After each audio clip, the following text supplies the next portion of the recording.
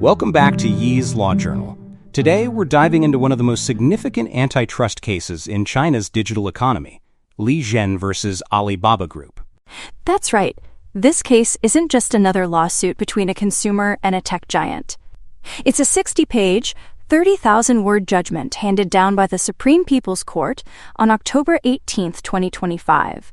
And it's the first time China's highest court has directly found Alibaba guilty of abusing its market dominance by imposing, quote, unreasonable trading conditions. In simple terms, the court said that Alibaba, through its e-commerce platforms Taobao and Tmall, forced users to use only Alipay for payments, and by doing so, it crossed the legal boundary between legitimate business integration and market exclusion. Let's rewind a bit. The plaintiff, Li Zhen, is not a competitor or a regulator. He's an ordinary consumer from Kunming, Yunnan. When he registered a Taobao account, he noticed that users had to agree to a whole package of service terms, including the Alipay service agreement. In practice, this meant one thing. If you wanted to shop on Taobao or Tmall, you had to pay through Alipay. No WeChat Pay, no Union Pay, no choice. Exactly. Li Zhen sued Alibaba and its affiliates. That's Alibaba Group Holding, Ant Group, Alipay, Taobao, and Tmall, claiming that the company abused its dominance in China's online retail platform market. His argument was straightforward. By locking users into Alipay, Alibaba restricted competition in the third-party payment market and violated consumers' right to choose. He asked the court to declare Alibaba's conduct illegal, order it to stop, publish a public apology, and compensate him for his investigation costs. Just about 10,000 yuan, roughly $1.400.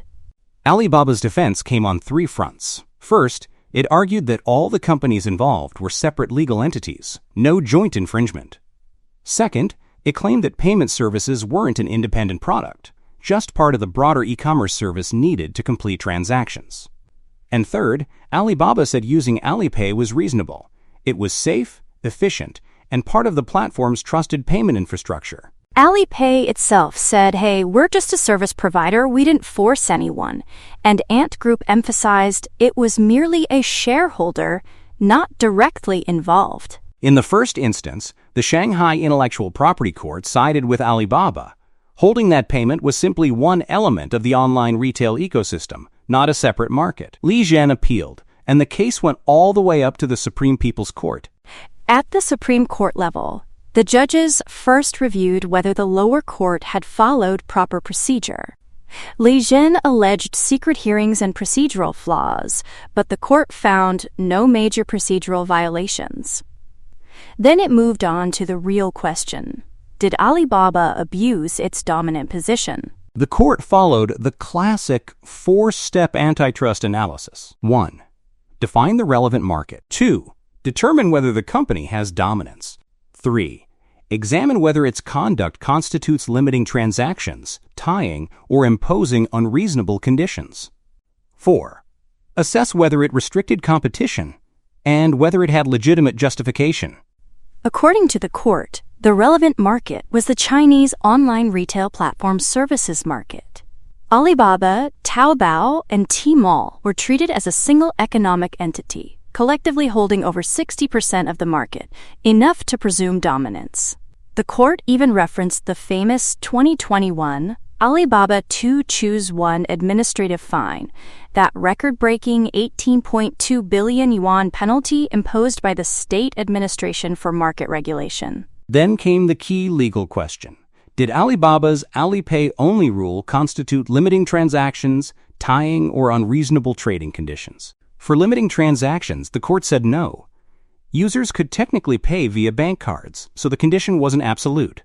For tying, also no. The court reasoned that payment and retail services were still functionally integrated during that period. But when it came to unreasonable trading conditions, the court said yes, clearly. By making Alipay the only third-party payment option, Alibaba deprived users of meaningful choice and excluded competitors like WeChat Pay and Union Pay's Cloud QuickPass. And the judgment didn't stop there. The court quoted directly from Alibaba's IPO prospectus, which said, Almost all of our payment processing services are provided by Alipay. We cannot guarantee reaching agreements with other third-party payment service providers. That statement from Alibaba itself became powerful evidence that this exclusivity was structural, not incidental. In the end, the Supreme Court ruled that Alibaba had abused its market dominance by imposing an unreasonable condition, transferring its dominance in the online retail market to the third-party payment market. The court ordered Alibaba, Taobao, and Tmall to pay Li Zhen 10,000 yuan in compensation for his reasonable expenses in investigating and stopping the behavior. 10,000 yuan might sound symbolic, but the legal and policy impact is enormous. It's the first time in China that a consumer's private lawsuit has led the Supreme Court to recognize an abuse of dominance by a major digital platform. So what does this ruling actually mean? Legally, it sets a groundbreaking precedent. It affirms that payment choice is part of a consumer's right to fair trade. If a platform restricts users to its own or designated payment channel, it could be found guilty of imposing unreasonable trading conditions under China's anti-monopoly law. And it also redefines the boundary of what tech companies like to call the ecosystem. The court basically said, having an integrated ecosystem doesn't give you immunity. Ecosystem integration isn't a shield. It's not a license to wall off the market. In the court's own spirit, an ecosystem is not an exemption from the law. It must respect openness, fair competition, and consumer welfare. Exactly. The ruling also reflects a structural shift in China's competition governance, moving from administrative enforcement to judicial co-governance. After the 2021 administrative fine, this case represents the judiciary's independent review of Alibaba's specific market conduct. It's a healthy institutional echo between regulators and courts. Another key takeaway is that the court's reasoning mirrors the evolution of global antitrust thinking. The focus is no longer just on price and goods, but on data, algorithms, and consumer choice. The court explicitly discussed data access and platform interoperability, showing a growing sensitivity to structural dominance in digital markets. Right. It's part of a broader trend we're seeing worldwide. In the US and the EU, competition authorities are scrutinizing how dominant digital platforms extend power across markets, whether through App Store commissions, default settings, or algorithmic favoring. This Chinese ruling joins that global conversation. From an industry perspective, it's also fascinating. For years, e-commerce platforms justified tight integration with payment systems as natural efficiency. But the court's message is clear. Efficiency can't come at the expense of openness. Alibaba's success in payments came from its massive traffic base, but when that advantage turns into exclusion, it becomes a legal problem. Exactly. Since 2021, regulators like the People's Bank of China and the State Administration for Market Regulation have been promoting payment interconnectivity, the ability for different platforms and payment tools to work together. This judgment gives that policy a strong judicial foundation. Some legal analysts even predict this case will inspire future litigation involving App Store commissions, search rankings, and algorithmic ad placements, all situations where platform control might limit user or business choices. And it sends a broader signal. The Supreme Court is saying the goal of the law isn't to punish innovation, but to set boundaries for power. As China's digital economy continues to expand, the courts are becoming the guardians of market fairness. If we zoom out, the case also marks a maturity moment for China's antitrust judiciary.